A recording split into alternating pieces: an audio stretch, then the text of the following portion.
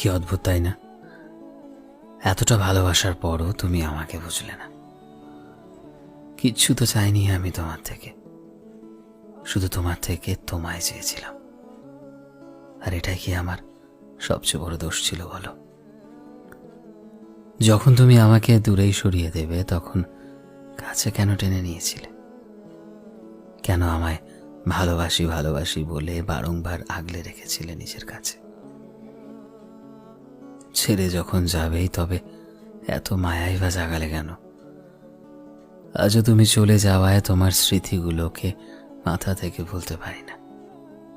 রাত গভীর হওয়ার সাথে সাথে তোমার সাথে কাটানো মুহূর্তগুলোর স্মৃতি আমার সামনে ভেসে ওঠে। আচ্ছা, ছেড়েই যখন যাওয়ার ছিল তবে জীবনে এলেই বা কেন?